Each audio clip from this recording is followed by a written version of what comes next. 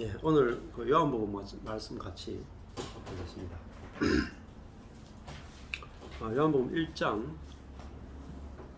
19절부터 같이 보겠습니다.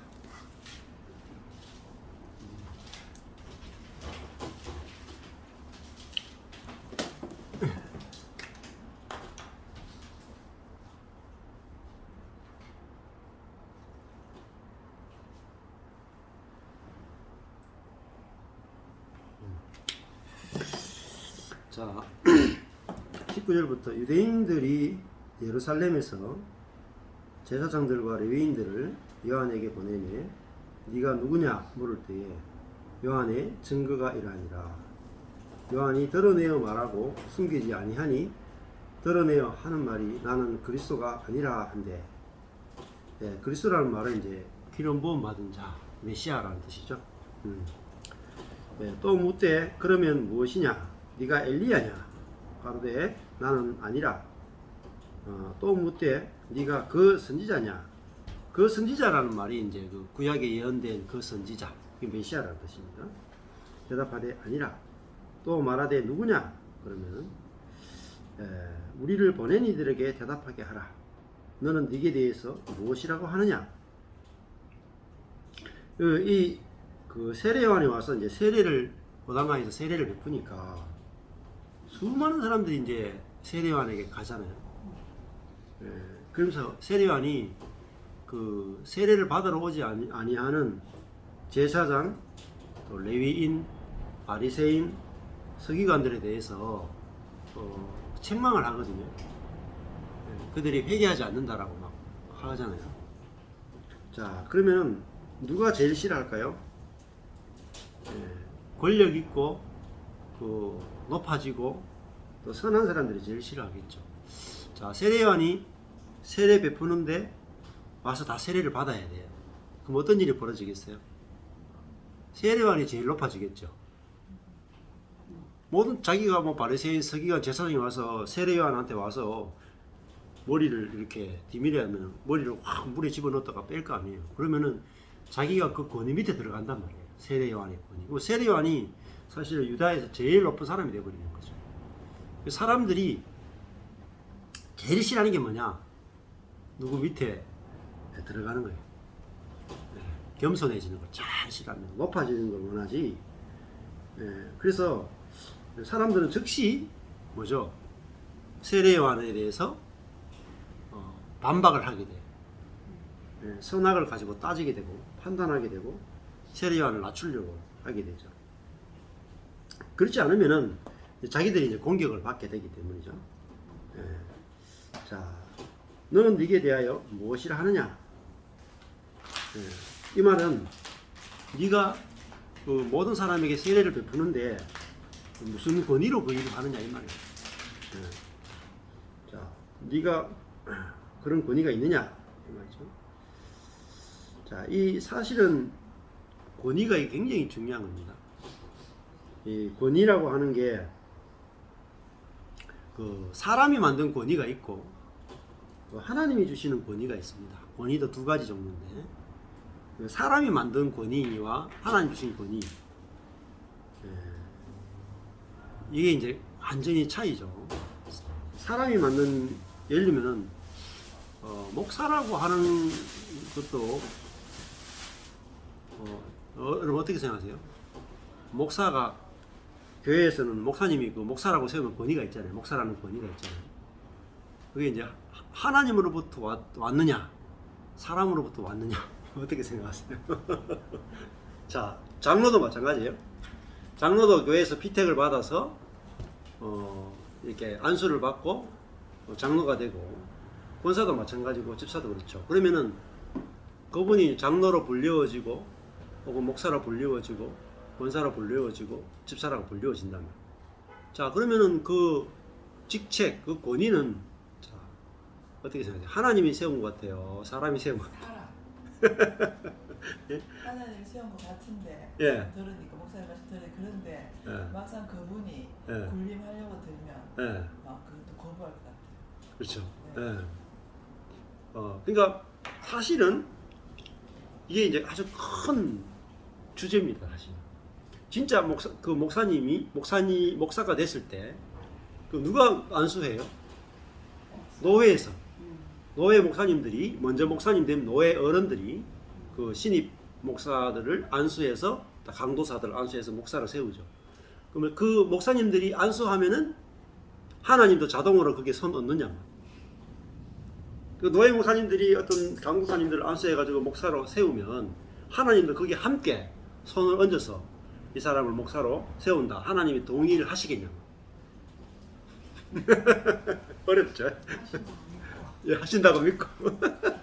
언제나 하신다고 믿었는데. 네, 진짜 믿었죠? 갑자기 마음이 확 또 바뀌어가지고 아니란 마음이 확 들고 이게 네. 마음이 왔다 갔다 그러니까 그게 사실은 그게 하나님이 세운 권위라고는 보기 힘들어요. 자, 여러분들 왜냐하면 뭐만 돼서 목사 안수 주잖아요. 그렇죠. 신학교 세워가지고 그러니까 그게 웃긴다 생각. 신학교 세워가지고 뭐 안수하면은 네 얼마나 많아요. 신학교가 얼마나 많고 그렇죠. 얼마나 막 여기저기서 목사가 많이 나오니까 네. 사람이 하는 게 많네. 그렇죠. 하나님 한다고 생각하는데. 네. 그러니까 진짜 목사님들이 하나님이 세운 권위자다 이렇게 생각하면 여러분요 꼼짝을 못합니다. 안 그렇겠어요? 당연히 그렇게 해야 되지. 하나님 세우시니까. 근데 실제로 여러분 목사님하고 부딪히고 목사님하고 싸우면 어떻게 돼요? 네가 뭐 그런 거 없습니다. 아내도 저보고 뭐 네가 가는 데서 시키려면 그런 우리가 뭐 하나님 세웠다 그래도 알아도 우리는 복종이 안 되잖아요. 참 웃겨. 지금 제가 제 마음을 이렇게 들어보면요. 그렇게 어떤 뭐 가정이나 교회나 이렇게 질서가 없으면 또 그것도 말이 안 되잖아요. 그렇죠. 그거 말이 안 된다고 생각하면서 제가 남편의 권위에 복종을 또 안 하잖아요. 그렇죠. 희한한 내다 방금 그 생각이 확 드네.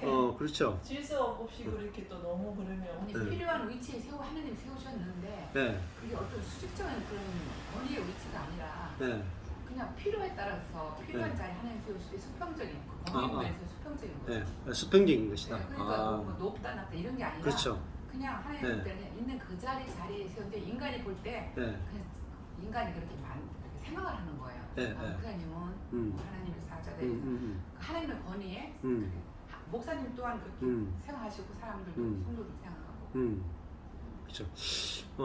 우리나라는 이제 어떤 목사님을 세우면은 높은 위치에 있다, 낮은 위치에 있다 이런 개념이 강하고 이제 유럽이나 그런 데 가면은 목사로 안수를 받아도 목사의 권위라고 하는 것은 설교할 때만 권위가 있고 설교단에서 내려오면은 이름을 부르고 평등하죠.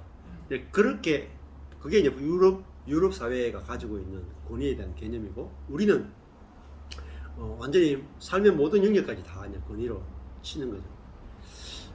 근데 이제 그런 권위보다 이제 더 중요한 것은 진짜 권위 여기도 마찬가지잖아요.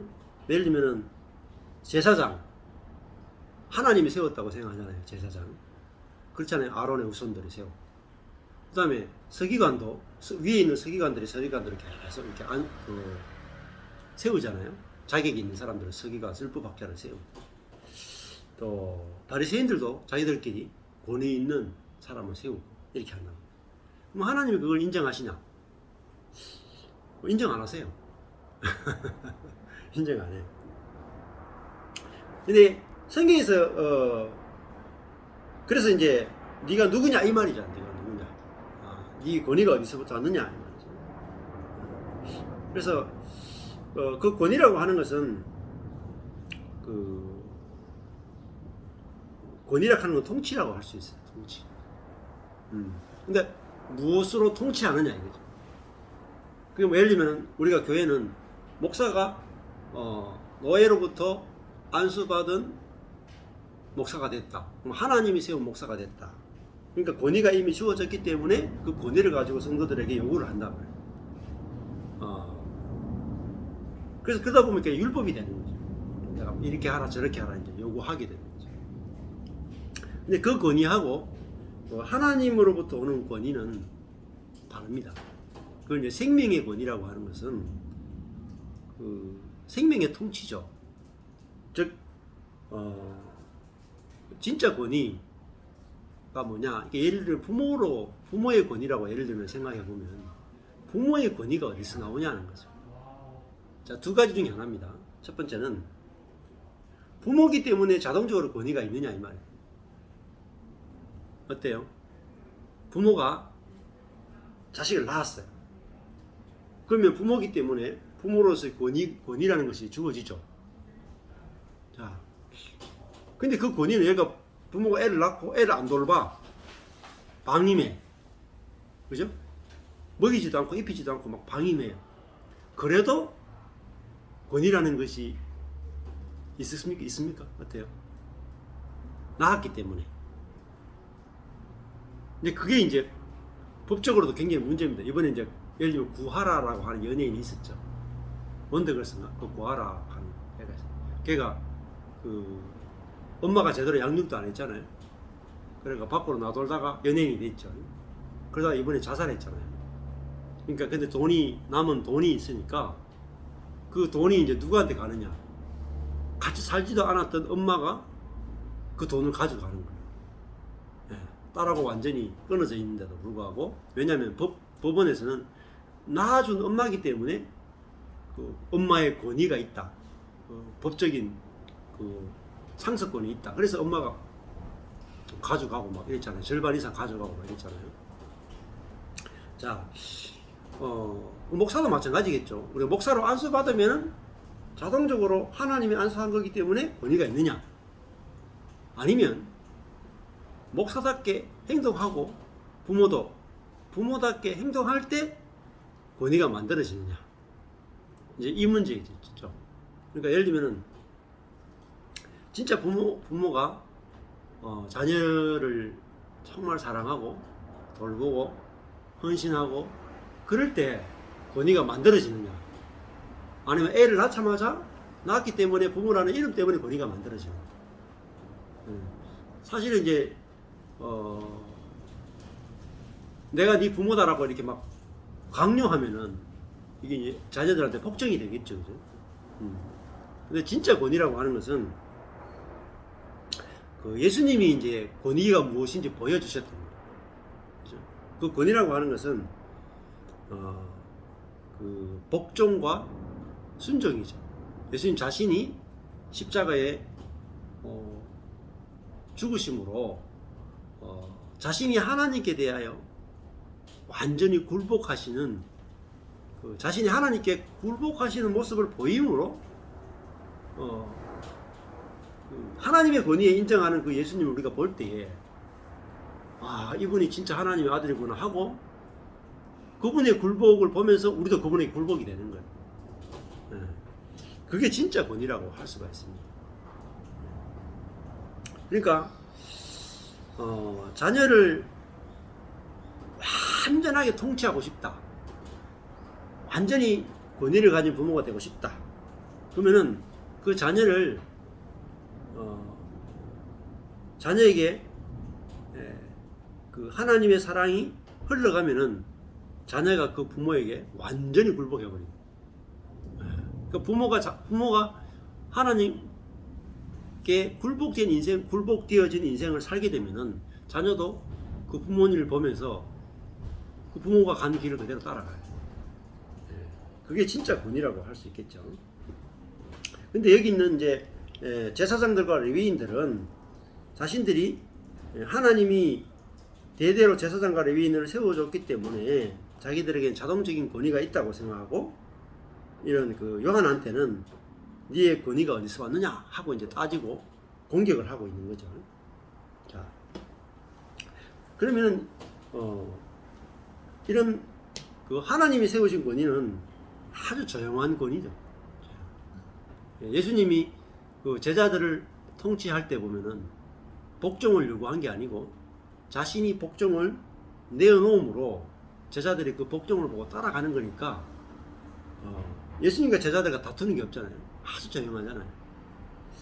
교회는 이와 같다는 거죠.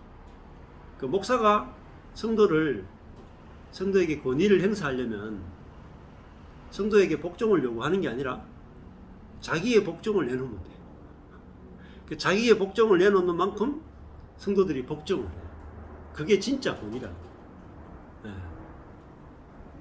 그러니까 남편이 아내를 다스리는 것도 아내한테 복종하라고 요구하면요 죽으라고 대들거든요. 서로가 서로 다투고 이러거든요. 근데 남편이 아내한테 복종해버리면 어떻게 하겠어요?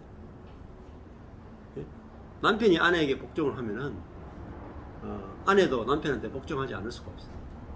그게 뭐냐면은 진짜 권위라는 거예요. 진짜.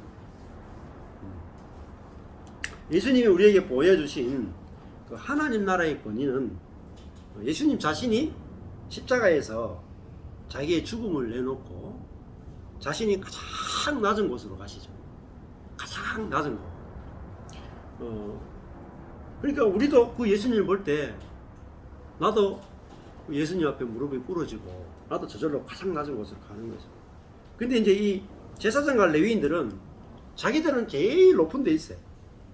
제일 높은 데 있으면서 모든 사람에게 우리는 하나님께 세우신 제사장과 레위인이니까 여러분 우리에게 복종해야 됩니다라고 복종을 요구했단 말이에요.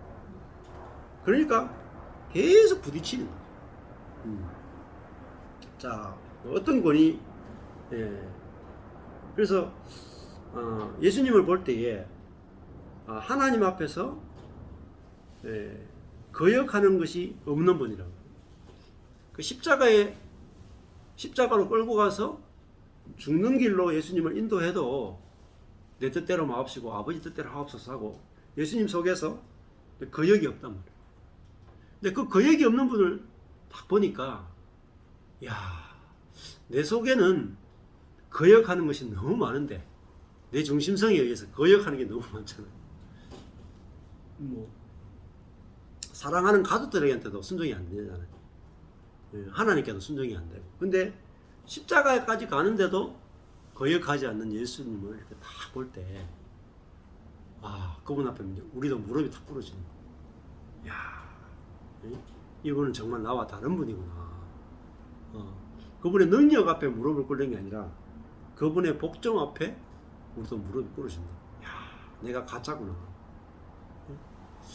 야, 나는 내 속에는 하나님께 대한 복종이 없는데 이분한테는 어떻게 이렇게 복종이 있는가 하고 무릎이 꿇어지는 거죠. 자, 23절에 가로되 나는 선지자 이사야의 말과 같이 주의 길을 곧게 하라고 광야에서 외치는 자의 소리로다. 세례요한이 이사야서의 예언을 들면서 자기를 뭐라고 말하냐면은 광야에서 외치는 자의 소리에 불과하다. 이렇게 고백하는 거죠. 자기는 메시아가 아니고 메시아의 길, 하나님의 길을 곧게 하라고 부름받은 그런 사람이고 자기는 외치는 자의 그냥 광야에서 외치는 소리에 불과하다. 자기를 이제 그렇게 소개를 하게 됩니다.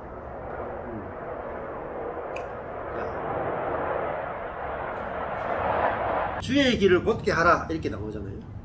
이게 뭐냐면 주의 길이라 하는 것은 왕이 오는 길이에요. 왕이 오는 길. 옛날에 이제 그 로마 시대 때나 이때 보면은 우리 때도 마찬가지겠죠. 우리도 지금도 현재도 비슷해요. 대통령이 만약에 이렇게 지나간다. 시골길 아까 전에 우리 농로를 지나왔잖아요. 농로를 이렇게 지나갔는데 여기 만약에 대통령이 만약에 이번 토요일 날 온다. 그럼 어떻게 되겠어요? 시장부터 시작해갖고 며칠 전부터만 많이 나겠죠. 그렇죠. 그 농로를 갑자기 넓혀.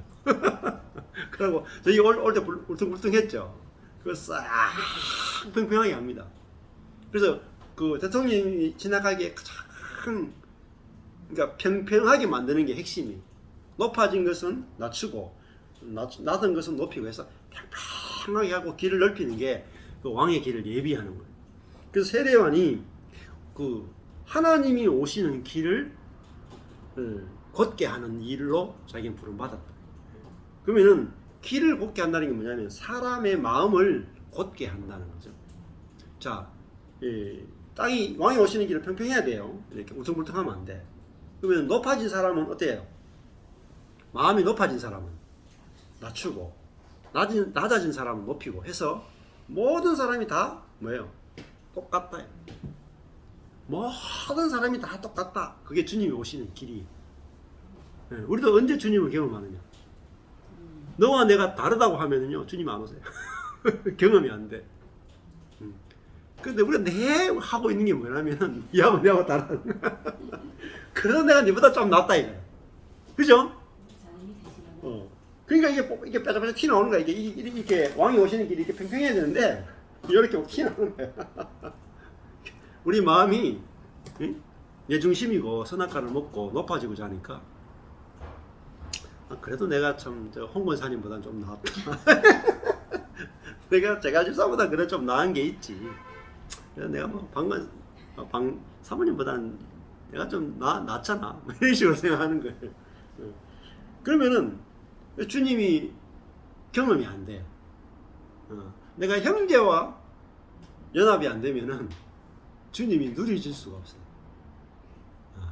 우리가 주님을 누리는 길은 형제와 연합하는 거예요. 형제와 연합하려면은 내가 형제보다 높아진 것이 나타져야 돼. 또 내가 저 형제보다 열등한 것도 없어져야 돼. 안 그래? 열등해도 주님이 경험이 안 돼. 나는 왜 이렇게 저 사람보다 나는 부족한가? 그죠? 열등이 교만이라 하던데요. 열등도 교만이죠. 저 혹시 교만? 열등감이 교만입니다. 왜? 높아지고 싶은데 안 된다는 게 열등감이거든요. 네. 그러니까 열등의식이 심하다. 다른 반대말은 엄청나게 교만한 거고. 또 교만, 자기가 이제 다른 사람보다 낫다고 생각하는 사람 있죠. 그 사람은 마음속에 엄청난 열등감이 있는 겁니다. 숨은 열등감이에요. 그러니까 우리가 이제 사람과 사람이 만났을 때 진짜 행복하고 천국을 누리려면 낫다 못하다가 없어져야 돼. 비교하는 게 없어져. 다 이렇게 똑같아져야 돼. 그러니까 예를 들면은 세례요한이 요단강에서 세례를 베푸면 다 와서 세례 받으면 어떻게 돼요? 다 똑같아져 버리죠. 근데 누구는 세례 받고 누구 세례 안 받잖아요. 맞죠? 그러니까 세례 받은 사람들한테는 뭐예요? 주님이 오시는 거야. 세례 받은 사람은 주님을 만났거든요. 자기가 죄인이구나. 나는 죽음 마땅한 사람이구나. 나는 아무것도 아니구나 하고 물에 들어가는 거예요. 그럼 물에 들어갔다 나온 사람들은 내가 진짜 너무 교만하게 살았네. 나는 죽어야 될 인간인데 내가 참 다른 사람보다 낫다고 생각했네. 이게 바로 죄구나 하고 물에 들어가는 거예요. 침례받은 거라. 그 사람은 주님이 오시니까 마음이 겸손하잖아. 주님이 말씀하시면 그걸 탁 받아들였는데, 세례요한한테 세례 안 받은 사람은 예수님한테도 세례를 못 받았어요. 내가 왜 저 세례요한한테 가서 머리를 뒤밀고 세례를 받아야 되는지, 내가 세례요한보다 더 경건하고 더 거룩하게 사는데, 이렇게 생각했단 말이에요. 세례요한은 자신이 이 사람들보다 더 낫다라고 하지 않죠. 오늘 보니까 내가 뭐 위대하고 대단한 사람이기 때문에 세례 주는 게 아니다. 나는 그냥 내가 주의 길을 곧게 하도록 부름받았을 뿐이고, 나는 그냥 광야에서 외치는 소리에 불과하다. 소리는 막 소리 지르고 나면 소리가 금방 사라지잖아요. 나는 잠시 쓰였다가 사라지는 아무것도 아닌 사람이다. 그러니까 내가 세례를 베푼다고 해서 여러분들이 내보다 밑에 내려가고 내가 높아지는 게 아니다. 그 말이죠. 나는 소리에 불과한 사람이다. 네. 1장 마찬가지입니다. 저도 여러분한테 제가 뭐 말씀을 이렇게 전한다고 해서 제가 여러분보다 나은 게 하나도 없어요. 소리에 불과한 거. 네. 그러니까 말씀을 이렇게 전하는 것은 제가 나서 전하는 게 아니라 우리는 똑같은 사람이라는 걸 전하는 거예요. 똑같은 사람. 전부 다 하나님의 은혜로만 설 수 있는 사람이다. 이걸 전하는 거예요. 네. 그래서 우리가 잘못하면 말씀을 전하는 자와 받는 자가 높낮이가 생기거든요. 네. 그러면 오히려 더 불행해집니다. 전하는 사람도 그렇고 받는 사람도 그렇고. 네. 자, 1장 24절에 저희는 바리새인에게서 보낸 자라 똥으로 가라사대 조금 전에는 19절에서는 제사장과 레위인들이 보낸 사람이 왔고 24절에 가니까 바리새인이 보낸 자들이 또 왔죠. 또 묻습니다. 왜 자꾸 묻는지 모르겠어요. 그렇죠? 김행기고 아니면 아닌데 자꾸 궁금해서 물어.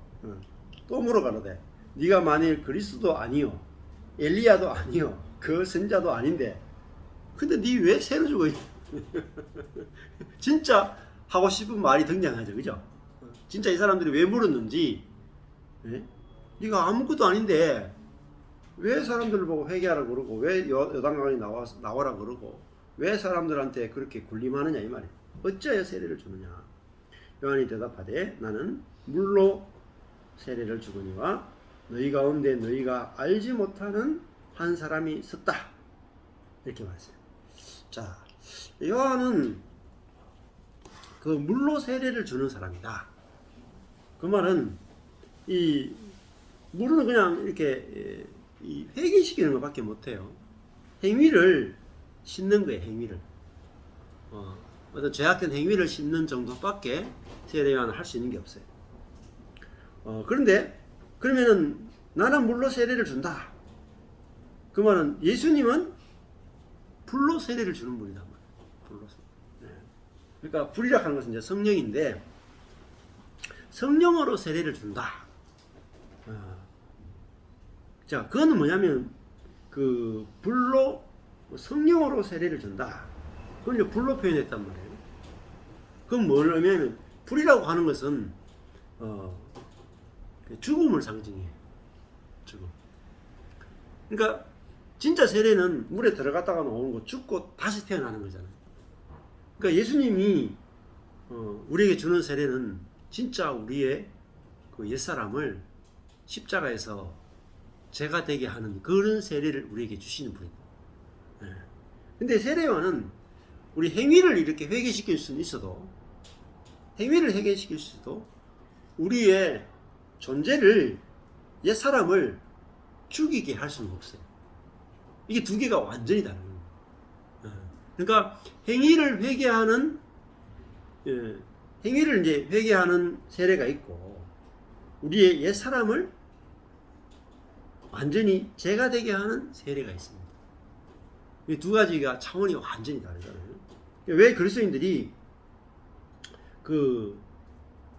다시 회개하고도 왜 원래대로 돌아가느냐? 행위만 회개하기 때문에. 근데 그 행위가 나오는 그 근원을 처리하지 않기 때문에 원래대로 자꾸 돌아가는 거예요.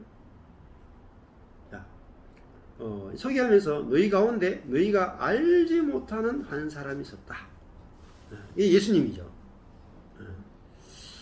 자, 예수님이 메시아로 와도 알 수 없단 말이에요. 이분이 진짜 메시아인가 아닌가. 왜냐하면 기존의 사람들이 갖고 있는 메시아에 대한 개념은 정치적인 메시아의 개념이에요. 근데 예수님은 그런 분으로 온 게 아니다. 그죠? 자, 그러면서 하는 말이 27절에 곧 내 뒤에 오시는 그분이다. 바로 뒤에 지금 와 있단 말이죠. 나는 그 신발끈을 푸는 것도 내가 감당할 수 없는 나는 그런 사람이다. 자기 자신을 그렇게 소개했어요.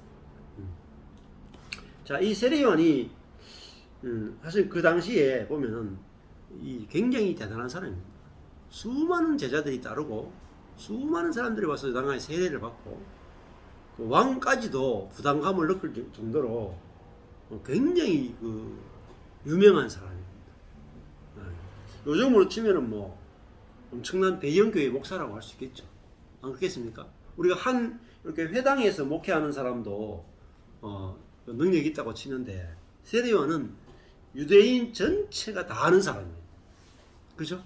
그리고 이런 제사장, 레위인, 바리새인들 빼고는 웬만한 사람들 다 와서 다 세례받는 사람. 엄청나게 큰 사역을 하는 사람. 그런데 세례 요한은 자기 자신이 얼마나 한계가 있는 존재인지를 분명하게 알았습니다. 자기는 광야에서 외치는 자의 소리에 불과하고 그 다음에 자기는 그리스도도 아니고 자기는 물로 세례를 주는 그런 사람에 불과하다. 여기에 대해서 이제 분명히 알았단 말이죠. 자, 그리고 그는 이제 그 신발끈을 풀기도 감당치 못하겠다. 이 하는 말은 신발끈을 푸는 건 누구냐면 노예가 하는 거거든요. 그러니까 자기 자신은 이 기름 부음 받은 이 예수님의 신발끈을 풀기도 감당할 수 없는 노예라고 불리기도 부끄러운 그런 사람이다. 자기 자신을 그렇게 고백했죠. 그러니까 이 세례 요한도 마음이 얼마나 겸손한 사람인가 하는 걸 우리가 알 수가 있겠죠. 네.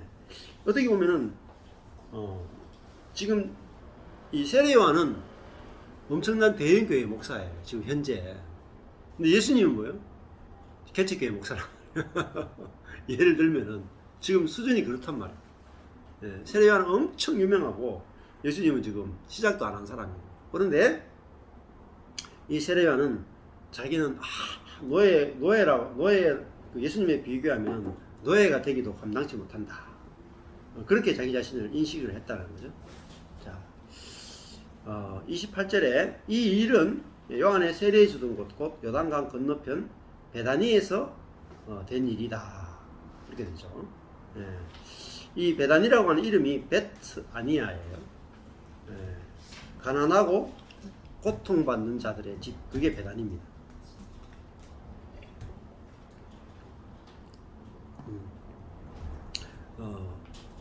이 오늘 그 세례 요한이 예수님이 그 왕이 오시는 길을 예비했잖아요. 근데 예수님을 영접하려면은 뭐가 돼야 되느냐?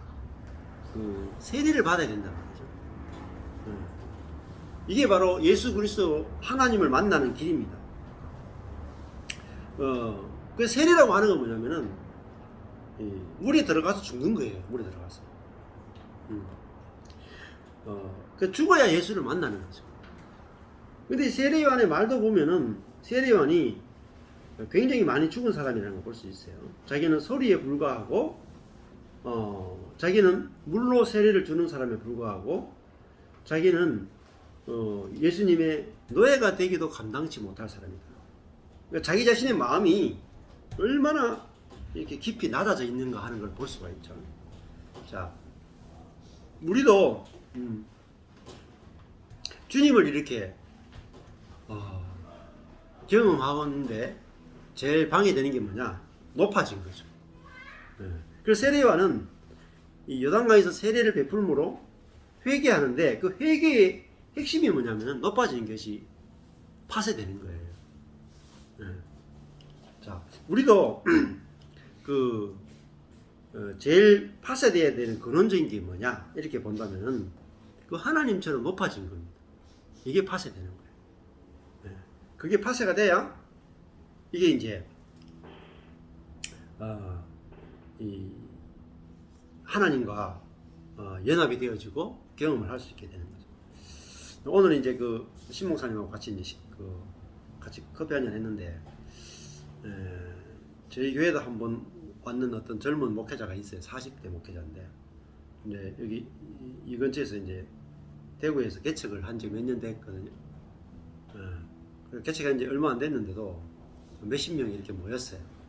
그러다가 이제 코로나가 터지고 그러면서 이제 교회가 좀 힘들어지고 그 개척해가지고 그 교회를 이제 세우기 위해서 주중에는 막 아르바이트도 하고 뭐 택배도 하고 이렇게 하니까 몸이 이제 이렇게 견딜 수 없을 만큼 일을 많이 한 거죠. 그렇게 하다 보니까 그 병이 왔다 그러더라고요. 그래서 갑자기 가보니까 이제 암이 걸려가지고 급히 이제 수술을 해가지고 이제 이 장기를 이렇게 잘라냈다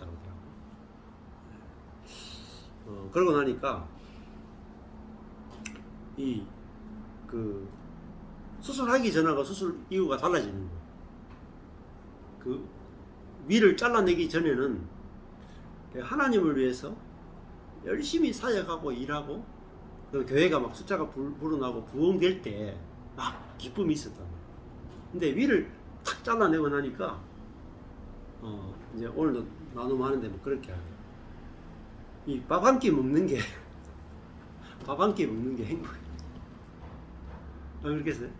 위를 잘라냈으니까 뭐 교회가 부흥하느냐 마느냐 이게 두 번째 문제. 예. 그리고 제일 중요한 게 뭐겠어요? 사느냐 죽느냐 아니겠습니까? 예. 사느냐 죽느냐. 예. 그러니까 이 암에 딱 걸리면서 내가 사느냐 죽느냐라고 하는 지점에 딱 가보면 선하냐 악하냐가 없어져 버려. 그죠? 그렇잖아요. 선하냐 악하냐, 또 높으냐 낮으냐, 이거는 살아있으니까 고민하는 거죠. 그죠? 내 죽음 앞에 가면은 다 쓸데없는 거야. 쓸데없는 거야. 우리가 하루하루 산다. 병원을 구하는 기도는 하루하루 살게 하시고 한순간 한순간 누리게 하시면 그러잖아요. 그러니까 하루하루 사는 것을 알아야 한순간 한순간 누릴 수가 있어요. 그러니까 우리가 하루를 사는 존재라는 것을 우리가 이제 알아야 된다는 거죠. 근데 그 목사님 이제 그걸 겪고 나니까 이제 행복의 이제 그 내용이 달라지는 거죠. 그 위를 잘라내고 나보세요. 이 한 끼 식사가 얼마나 예? 이 그냥 밥하고 김치만 먹어도 그죠? 이거 내가 먹고 소화하고 내가 건강하게 살 수 있는 것만 해도 얼마나 감사하고 좋겠어요. 네. 그러니까 저도 이제 제 주변에 그 젊은 40대 그때가 40대 중반이었죠. 40대 중반이었는데 제가 40대 그 초반인가 그랬대. 40대 한 40 중반인데 그 목사님 젊은 목사님 두 분인데 한 해에 두 분이 같이 돌아가셨어요. 옆에 여기 저기 대평동 저기 있던 개척하는 목사님인데 그거는 성도 때문에 스트레스 받아가지고 위암 걸렸어. 근데 치료 그 수술 안 받고 이런 자연요법을 한다고 하면서 이 도시에서 왔다 갔다 하고 가다가 정말 이게 갑자기 위가 이 암이 번져가지고 그냥 돌아가셨어. 뭐 근데 이제 그 소식만 들었으면은 제가 이제 감이 덜 왔을 텐데 그분이 여기 당구장에 당구 치러 가셨거든요. 제가 어느 날 여기 교회에 이렇게 일이 있어가 이렇게 나와가지고 딱 나오는데 그 목사님이 여기 친구하고 만나가지고 당구 치러 간다고 딱 자고 만난 거야. 이거 반갑다 하면서 인사하는데 그 목사님이 그날 저한테 하시는 말씀이 내가 화장실 가서 변을 보는데 변 색깔이 검었다는 거야. 갑자기 변이 까만 변이 나온다는 거야. 그래서 조금 좀 이상하다 그러면서 병원에 가봐야 되지 않을까 이렇게 하더라고. 제가 그래 빨리 가보시라고. 그 변이 까맣게 나오면 조금 문제가 있지 않을까. 빨리 가보시는 게 좋을 것 같다. 그 이야기를 했거든요. 하고 이제 인사하고 헤어졌는데 아니야 다를까 얼마 지나니까 이제 위암입니다 진단이 나온 거야.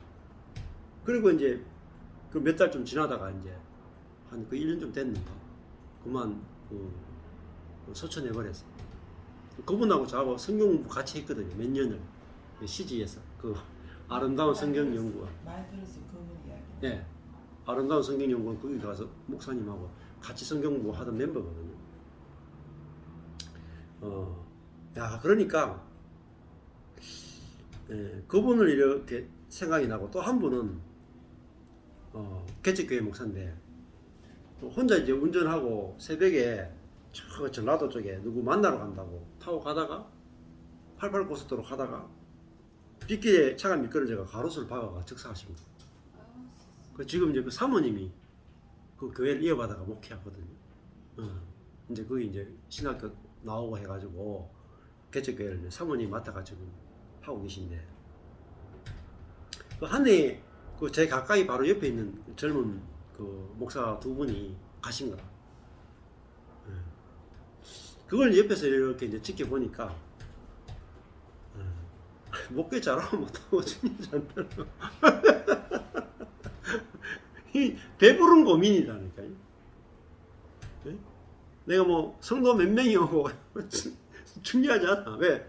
내가 지금 당장 뭐 한 달밖에 못 산다라고 하는 시한부 이 선고받은 목사라고 생각해 보세요. 내가 시한부 한 달 산다는 시한부 선고받은 목사라고 치면은 아니 이번 주에 성도가 뭐 5명이 오건 뭐 10만 명이 오건 100만 명이 오건 뭐 중요합니까? 안 그래요? 100만 명이 온다고 해서 내가 기분이 좋겠어요? 한 달밖에 못 산다는 사형 선고 받아놓으면 귀찮죠 오히려. 100만 명 오면 귀찮다니까. 그냥 내 혼자 시간 가지고 싶은 거지. 그러니까 우리가 우리의 생명이 내 손에 달린 게 아니다. 이거 확실하게 알아야 돼. 그래서 예수님도 오늘 밤에 그 부자한테 그렇게 얘기하잖아요. 부자가 내가 큰 창고를 만들어서 내년까지 내가 문제없이 내가 배부르게 먹겠다 하니까 예수님이 하시는 말씀, 오늘 밤에 네 영혼을 데려가면 어떡할래? 네? 오늘 밤에 네 영혼을 주님이 딱 데려가면은 그 지은 창고가 누구 것이 되겠느냐, 그렇게 말씀하셨거든요. 그 우리는 창고 짓는 이야기로만 그게 아니에요. 그 창고가 뭐예요? 내가 노력해서 쌓는 모든 걸 말하는 거예요. 안 그렇겠어요? 이 나물도 마찬가지입니다. 내가 이 건강을 쌓아놓는다고 해서 계속 산다는 보장이 없어요. 우리 가장 기본 되는 것은 주님이 오늘 밤에 나를 데려갈 수도 있다. 그걸 내가 알아야 돼요. 우리 자녀도 마찬가지고 내 옆에 있는 지체도 그렇고 오늘 밤에 데려갈 수 있다. 자, 그러면 우리도 마찬가지로 오늘 이렇게 네 사람이 만나가지고 같이 이제 교제도 하고 말씀도 나누잖아요. 근데 여기 그래도 이제 연세를 보면은 앞으로 한 30년 더 사셔야 될 30년은 더 살아야 될 거 아닙니까? 그죠? 네. 90까지는 최소한 90대 우리 제 아버지도 지금 94세인데 30년은 더 사셔야 되잖아요. 근데 그렇게 산다고 생각하면은 뭐가 보이냐? 잘난 거 못난 것도 보이고 선하고 악한 것도 보이고 이쁘고 못생긴 것도 보이고 자식이 잘 되느냐 못 되느냐 보이고 다 보여요. 근데 우리가 여기 있는 분들이 내일도 못 볼 수도 있다라는 거를 그것을 알아야 한단 말이에요. 그걸 알면 우리가 보내는 하루하루가 얼마나 소중하냐, 그렇잖아요. 근데 그 목사님들이 그렇게 일찍 갈 줄 어떻게 알았어요? 그러니까 일찍 갈 줄 몰랐기 때문에 그분하고 만나는 시간이 소중하지 않은 거죠. 안 그렇겠어요? 언제든지 볼 수 있으니까 만날 때 찐하게 못 만나는 거야. 안 그래요? 근데 여기 있는 우리 네 분이 오늘 이렇게 성경 공부하고 영원히 못 만나는 관계라고 생각해 보세요. 예? 오늘 오늘 목요일로 만나고 앞으로 영원히 못 만나요. 그러면은 여러분 오늘 어떻게 살 것 같아요? 끝나고 회식 들어가야죠. 진짜 그렇다니까요. 이 시간이 질적으로 다른 시간이 되어버립니다. 야, 내가 30년 더 산다고, 그게 우리 이제 자만심이죠. 교만이죠. 우리의 생명은 우리가 통제할 수 있다고 생각하는 거예요. 그게 아니라 여기 있는 분들이 오늘 만나고 다시 못 만날 수도 있는 하나님 불러가면 그렇다. 그렇게 생각하면은 우리가 서로 선하고 악하고가 없이 이 시간이 하나님이 우리를 만나게 한 시간이고 이 시간이 얼마나 소중하냐는 거죠. 그걸 알아야 이제 그 주님이 경험이 됩니다. 우리 안에서 주님이 경험이 돼요. 주님이 왜 경험이 안 되느냐? 그 높고 낮음이 있으니까 경험이 안 되는 거예요. 높고 낮음. 그래서 주의 길을 곧게 하라 외치는 자의 소리다. 그것은 그 높아진 것이 낮아지는 것하고 연관이 있다, 이렇게 볼 수 있겠죠. 그래서 이사야 40장 3절에 가보면은 그 인용 구절이 있죠. 이사야 40장 아닌가?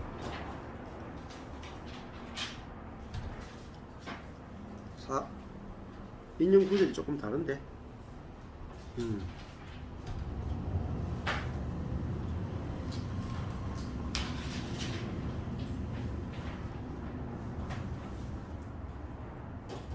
40장은 좀 다르대, 그죠?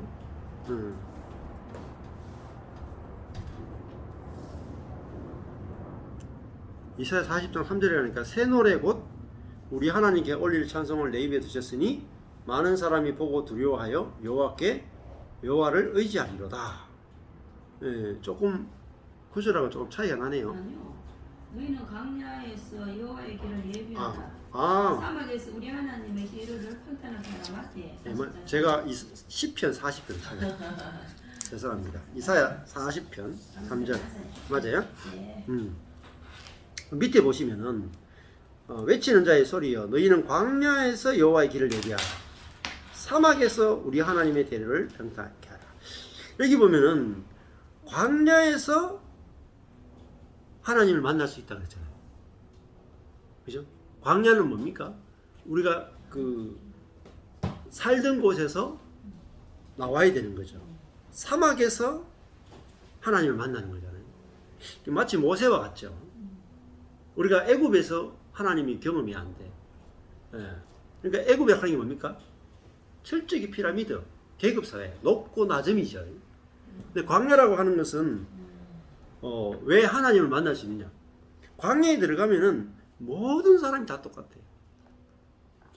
예. 그렇잖아요? 광야에 들어가면은 능력이 있건 없건 물을 못 마십니다. 돈이 있어도 필요 없어도 돈이 다 휴지 조각이에요. 그게 광야예요. 그게 뭐냐면 하루 사는 것조차도 물, 음식 다 모든 사람이 전적으로 무능해져 버립니다. 그게 광야잖아요. 그래서 광야에서 우리는 하나님도 경험하고 형제도 경험합니다. 그랬어요? 네. 그러니까 우리도 이렇게 교제할 때에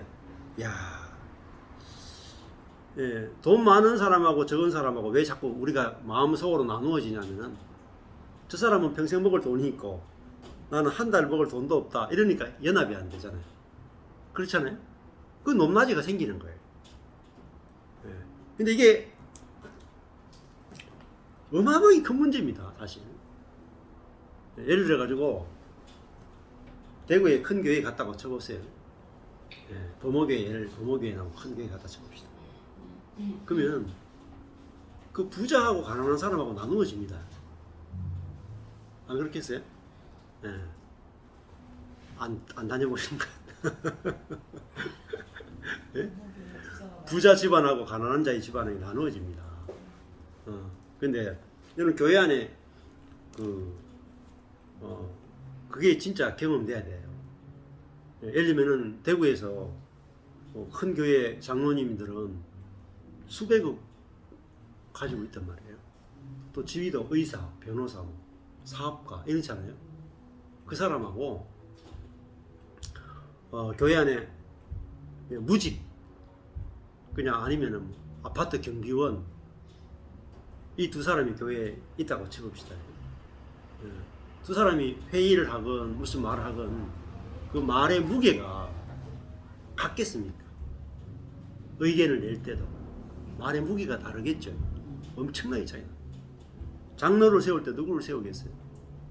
500억 가진 500억 가지고 500억 가진 사람인데 교회 열심히 성실하게 섬기는 사람이 있고, 무일푼인데 교회 열심히 섬기는 사람이 있어요. 누구를 장로를 세우겠어요?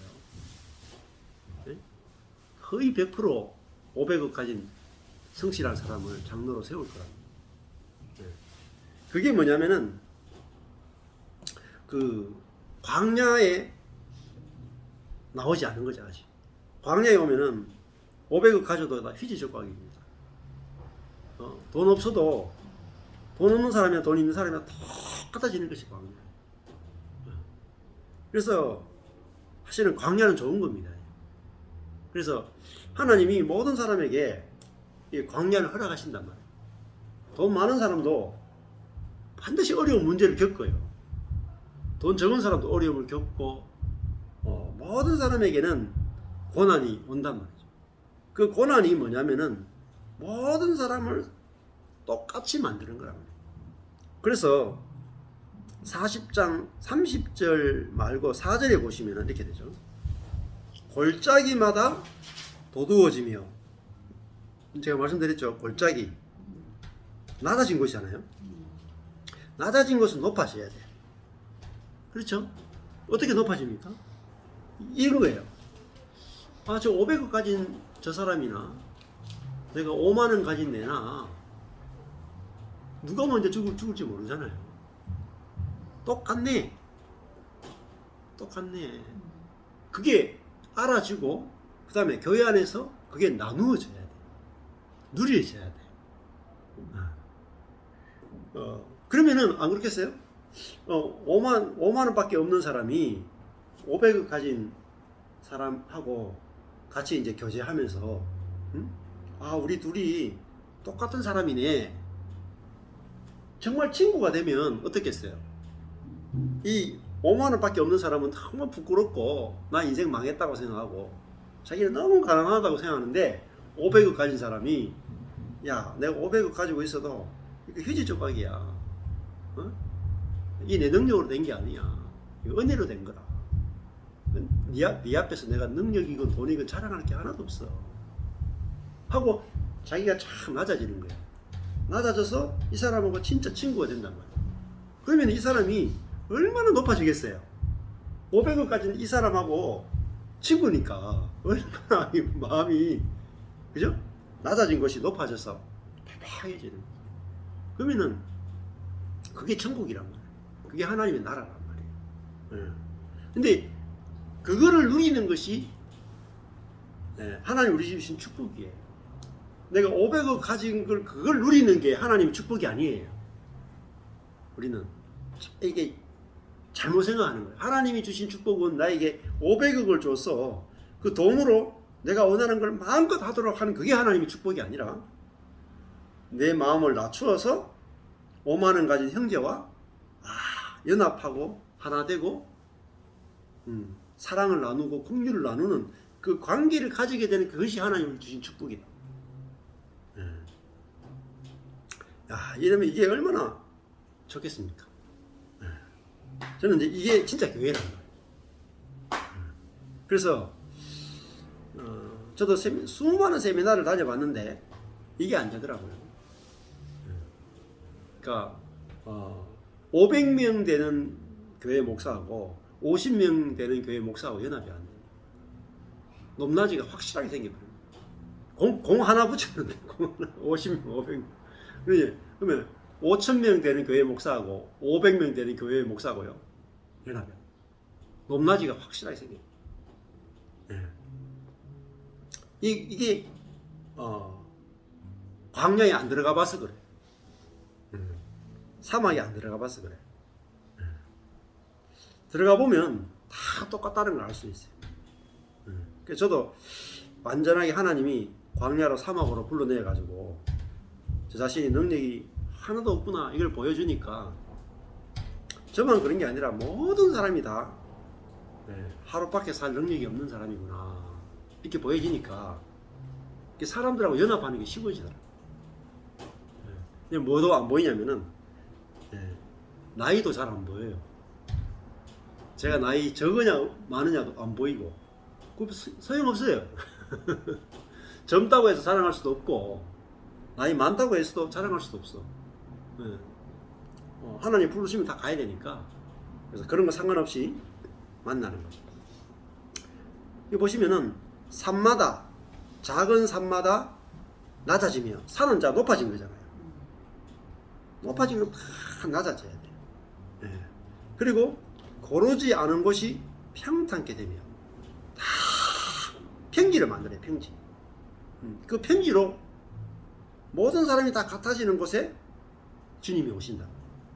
험한 곳이 평지가 될 것이며 됐죠? 다 같은 말이에요. 그러면은 평지가 되면 5절에 가보면 여호와의 영광이 나타난대요. 그게 영광이에요. 여호와의 영광이 뭐냐면 모든 사람이 다 하나님의 은혜로 존재하는 사람이다. 그것이 뭐죠? 형제와 연합하는 거예요. 그것이 하나님의 영광입니다. 야, 우리가 너와 내가 누가 선하고 악하고 없고 누가 높고 낮음이 없이 다 하나님의 은혜로 존재한다. 그럴 때 우리를 하나 되게 하시는 높은 자를 낮추고 낮은 자를 높여서 둘이서로 긍휼의 사랑, 은혜의 사랑으로 하나 되게 하는 그것이 여호와의 영광이죠.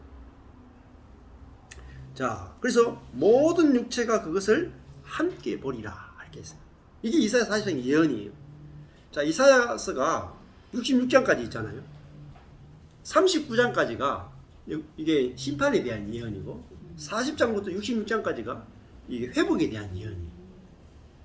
근데 하나님이 우리를 회복시킬 때 그러면은 이 세례요한이 40장이 이사야서가 회복되는 장인데 여기 예언이 뭐냐면 세례요한에 관련되는 예언이란 말이죠. 그죠? 자, 그래서 우리도 높은 사람 낮은 사람이 없으면 여호와의 영광이 뭐겠어요? 여호와의 성품이겠죠. 성품이 나타난다는 거죠. 자, 이걸 예를 들면 부부지간도 마찬가지예요. 부부지간에 여호와의 영광이 나타나야 돼요. 네? 부부지간에 여호와의 영광이 나타나려면은 높은 사람은 낮아지고 낮은 사람은 높아져야 돼. 그렇죠? 부부가 같아져야 여호와의 영광이 나타나. 우리 여호와의 영광이 어떻게 나타나는지를 모르는 거야. 그러니까 누가 선하고 악하고 누가 높고 낮고 이거를 따지면 여호와의 영광이 안 나타나. 그러니까 예를 들면은 우리 권사님이 동생이 있잖아요. 대동생하고 내하고 누가 높으냐 낮으냐 이거 따지면 여호와의 영광이 안 나타나. 너도 은혜로 살고 나도 은혜로 살다. 니와 내하고 네가 우리 집에 이렇게 얹혀 살아도 내가 네보다 나은 것이 하나도 없다. 그 얹혀 살게 하는 것은 또 주님이 하시는 거고, 네가 우리 집에 살도록 인도하신 것도 주님이 하신 거고, 너의 인생과 나의 인생 둘 다 하루살이 인생으로 하나님의 은혜로 살아간다. 너와 내가 다른 것이 하나도 없다.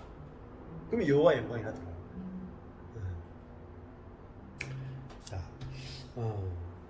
그래서 모든 육체가 함께 본다는 거죠. 여호와의 영광이 나타나는 거를.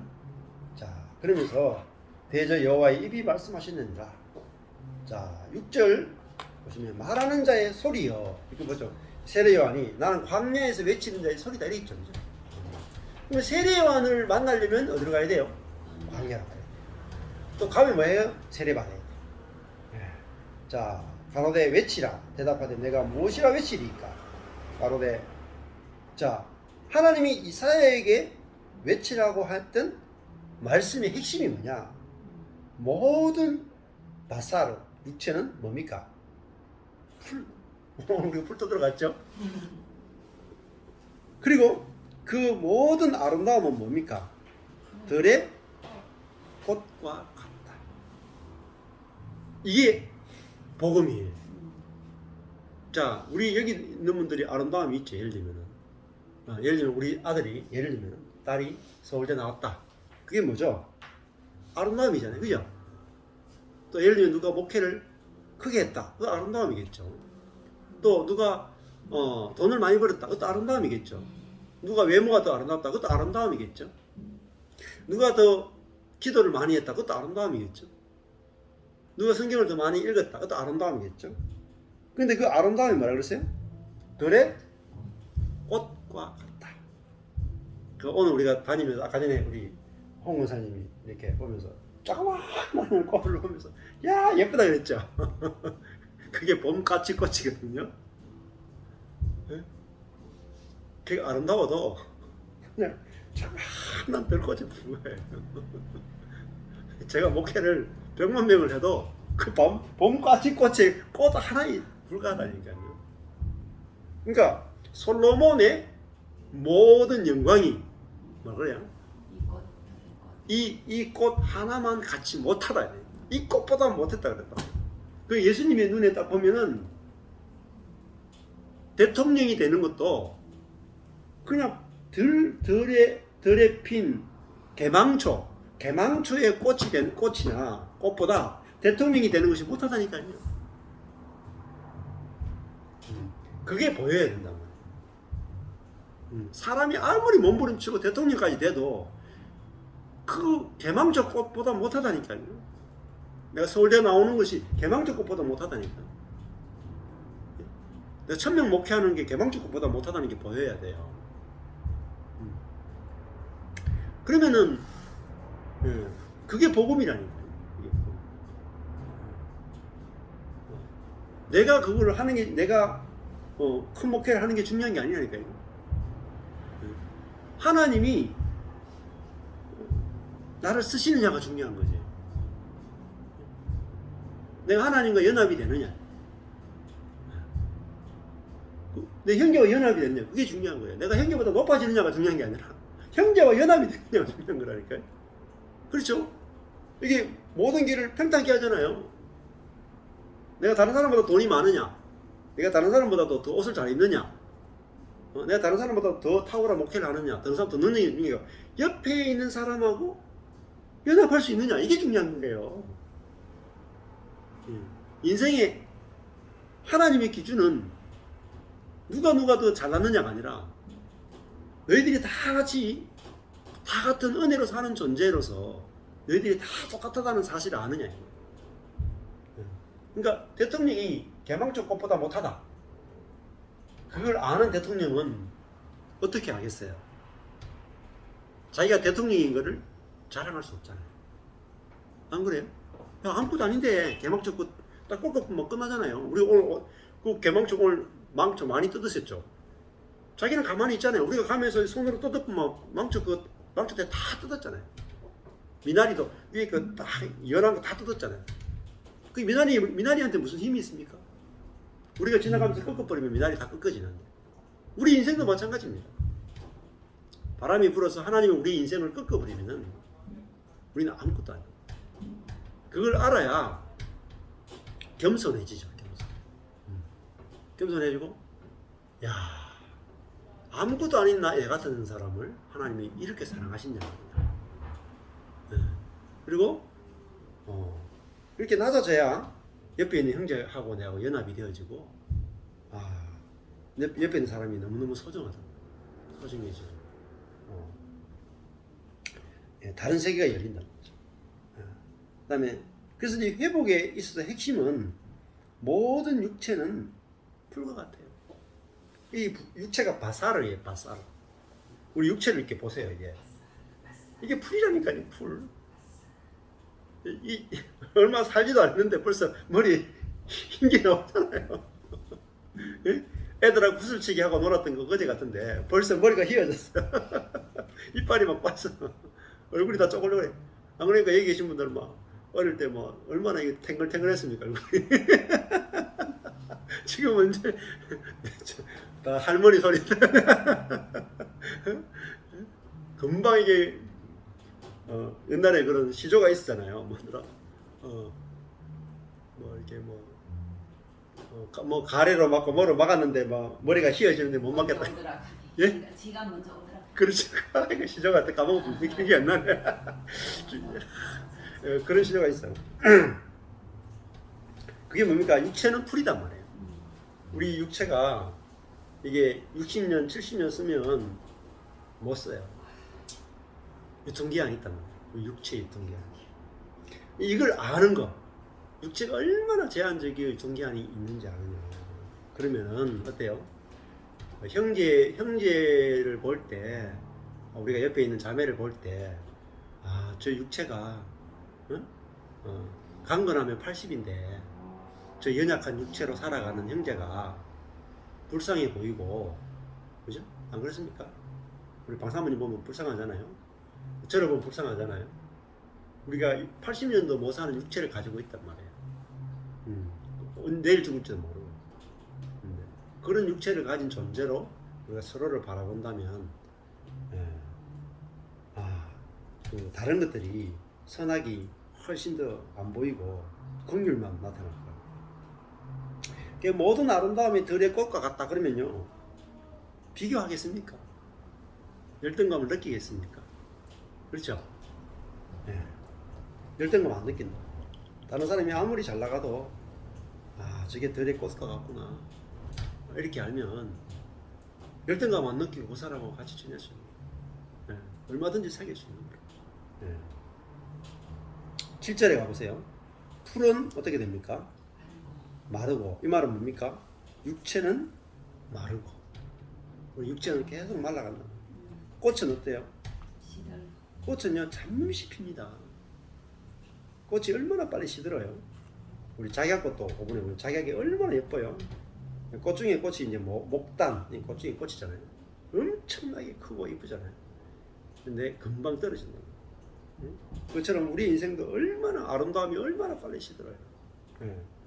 여기 아마 자매들은 더 그런 걸 많이 느낄 겁니다. 저도 우리 아내 생각해보면 20대 그 파릇파릇한 24살에 만났는데 30년이 확 지나가가지고 그때 생각하면 그때가 예뻤는데 이런 생각이 자무식하거든요.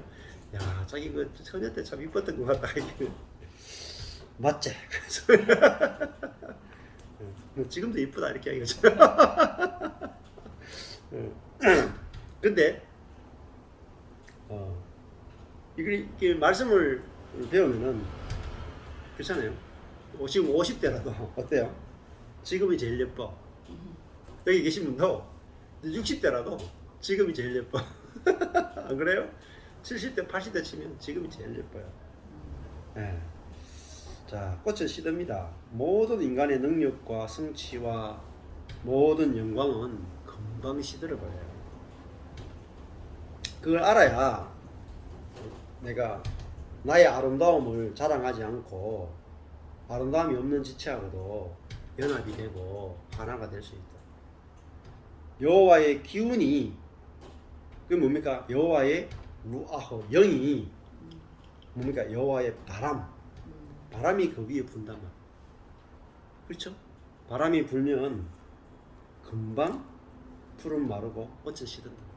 광야에서 뜨거운 바람이 한번 쫙 불어오면 그 풀과 그 꽃은 다 말라버린다. 그게 우리의 인생이에요. 인생이 얼마나 짧습니까? 그래서 솔로몬이 인생은 헛되니 모든 것이 헛되다. 이 백성은 실로 풀이로다. 이게 복음이. 모든 백성, 이 이스라엘 백성이 이렇게 숫자가 많아도 실로 풀과 같다. 다시 또 반복해요. 풀은 마르고 꽃은 시드나 우리 하나님의 말씀은 영영이 서리라. 우리죠. 우리 육체를 의지하지 말고 우리의 아름다움을 의지하지 말고 우리는 하나님의 말씀을 의지하고 사는 거예요. 말씀은 영영하단 말이에요. 내가 이렇게 마르고 육체가 마르고 아름다움이 시들지만 하나님의 말씀은 영영이 쓴다는 말은 하나님 우리를 귀하게 여기시고 우리를 사랑하시고 그런 우리를 하나님의 자녀 삼으셔서 우리가 하나님의 성품을 나타내는 자로 우리를 쓰고 계신다는 거예요. 그래서 이 말씀이 없으면은 우리는 인생이 마르고 시드는 것밖에 없어요. 그렇죠? 육체가 마르고 육체가 늙어가고 아름다움이 점점 사라지는 거. 이 얼마나 허망합니까? 그래서 인생은 이 말씀이 없으면 허망하다. 이걸 아는 거 이게 참 중요한 것 같습니다. 여기까지 하고 잠시 쉬겠습니다.